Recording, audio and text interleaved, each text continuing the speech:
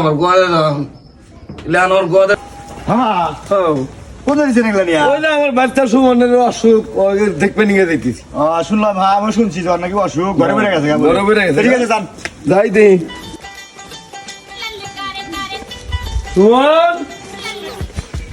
master Suman ওলো কোনে তুই লাগো ওলো সুমন ওলো যা সুমন সুমন ওলো